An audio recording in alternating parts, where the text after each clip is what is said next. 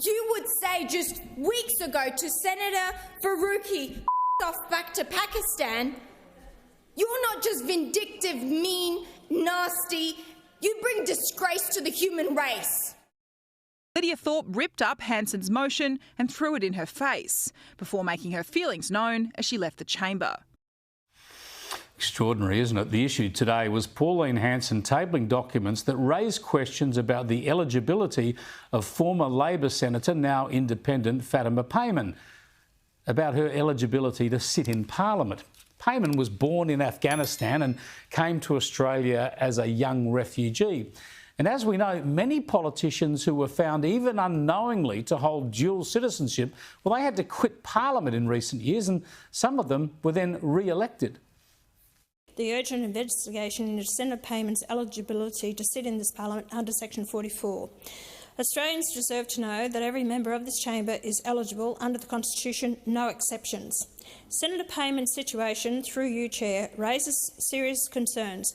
If she had been elected during the citizenship crisis of 2016-17, there is no doubt her case would have been referred to the High Court to review. Yeah, the Section 44 questions about Payman are hardly novel. Such queries have been made over many politicians from a wide range of national backgrounds.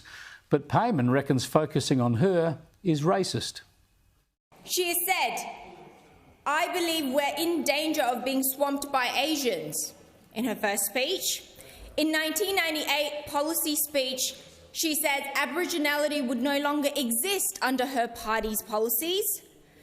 In another statement, she says, "We're bringing in people from South Africa at the moment. There's a huge amount coming into Australia who have disease. They've got AIDS. If that is not racist, what is it?" Oh, it's not racist. Oh, somebody bring the dictionary, because Senator Hanson does not know the definition of racism.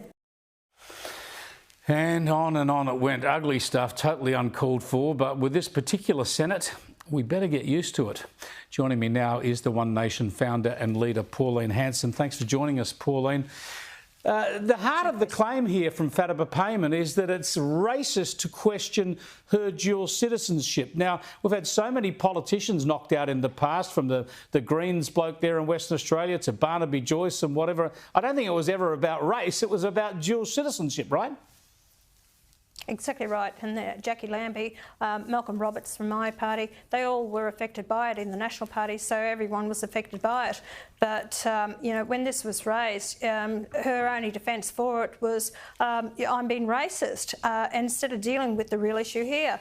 And she waived some documents in the Parliament. I tried to table the documents. They stopped me. The Greens did. This was yesterday. Then I had to try it again today, which was successful with it. She waved papers around saying that I have the paperwork here and all the rest of it. And I said, well, table it. And she refused to table it, the documentation.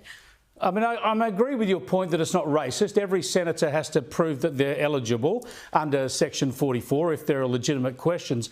But what about this? In the same way that it was really below par, that it was really, I suppose, ethically wrong to challenge Josh Frydenberg because of the questions about his mother's status coming to Australia as a refugee after the Holocaust, surely then it's below par to question Fatima Payman because she came from a Taliban-controlled Afghanistan as a refugee. Of course it's going to be difficult to get all the paperwork in order. Shouldn't she just be accepted as a single citizen of Australia?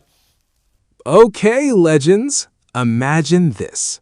A senator waves around a piece of paper claiming it's about the rules, while another senator across the chamber calls her a racist to her face, and a third senator rips that paper to shreds and storms out flipping the bird.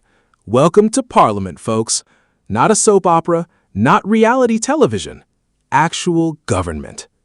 Quick favor before we dive in. If you are loving this breakdown, hit that subscribe button right now.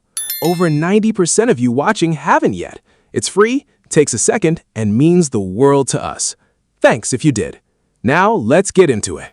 No, No, sorry, I disagree with you because even in 1998, I actually had my senator then elected to Queensland, Heather Hill, was challenged in the High Court, the only one. And therefore, based on the fact she came out with her parents as a child and she hadn't renounced her British citizenship. So how ridiculous is this? Well, it's a bit different when you're coming out as a refugee from a terrorist-controlled country as compared from a country.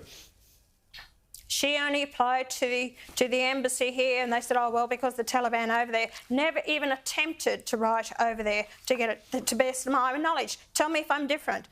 In this, and then the solicitor just signed off on it. The documents have not been presented correctly, and since then, what has she done since it settled down over there to actually do everything in her efforts to renounce her citizenship with Afghanistan? I'm not going to accept this, Chris. I'm sorry. They set high standards for everyone else. If it was me or one of my members of Parliament, they would go after me and wouldn't let up until they got me. So no, I want everyone to be treated fairly. They certainly would, but I would have thought in the just as it was with Josh Frydenberg, the refugee status has to play a role here. I want to move on because one of the ugly slurs that was thrown at you today was that you were convicted of racism.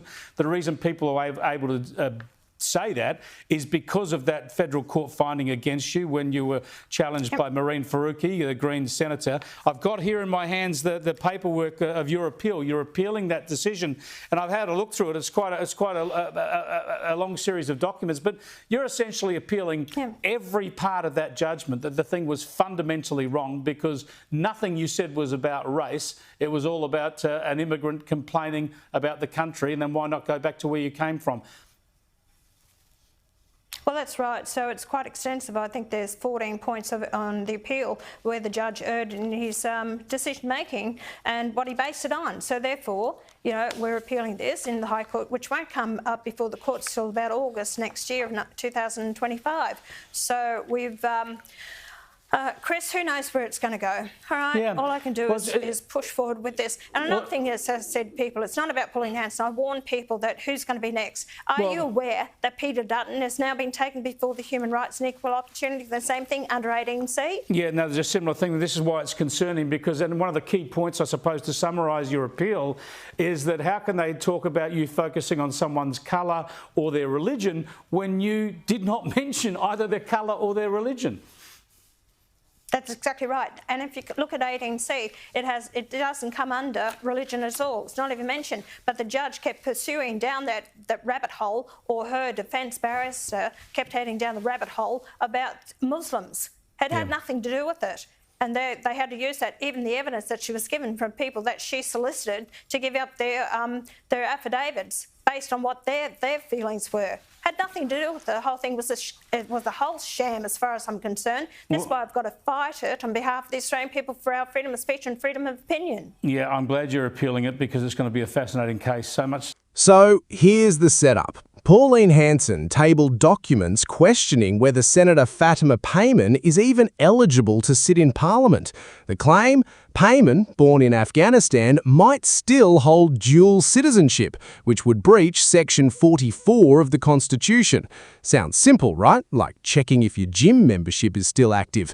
Except this is the Constitution, not a fitness app, and the stakes are a Senate seat. Now here's the twist that makes this juicy. Payman was naturalised as an Australian citizen back in 2005, though that didn't automatically cancel out her Afghan citizenship under Afghan law. And she says she tried to formally renounce it in 2021, but then the Taliban swept back into power and the whole process collapsed like a house of cards in a cyclone. Try renouncing paperwork with a government that barely answers its own phones. Cue the chamber eruption. Payman branded Hanson vindictive, mean and nasty, while Independent Senator Lydia Thorpe tore up the tabled documents and stormed out in solidarity. Somewhere in Canberra, a decorum coach just quietly resigned. But wait, there's more, because Hanson herself is fighting a legal battle of her own. Remember that infamous piss-off back to Pakistan post aimed at Senator Mehreen Faruqi? Well, just days ago, the full federal court delivered its verdict, and it wasn't kind. A 3-judge panel unanimously rejected Hanson's appeal, ruling her comment unlawful and unprotected by free speech defences. Hanson says she's now weighing whether to push this all the way to the High Court. Talk about doubling down. So, picture the scoreboard. On one side, Hanson insists she's simply applying constitutional rules fairly. No exceptions, no special treatment. On the other side, critics argue the timing, the target, and the track record tell a very different story. Is this really about citizenship paperwork, or is it about who gets to belong in this country without their loyalty being questioned on the record? That's the real question simmering underneath all the shredded paper and viral clips. Section 44 exists to protect parliamentary integrity. Fair enough, but when it only seems to get dusted off for certain senators, Australians start asking whether the rulebook is being applied evenly or selectively. Thanks so much for watching, and don't forget to leave your thoughts in the comments below. Catch you later.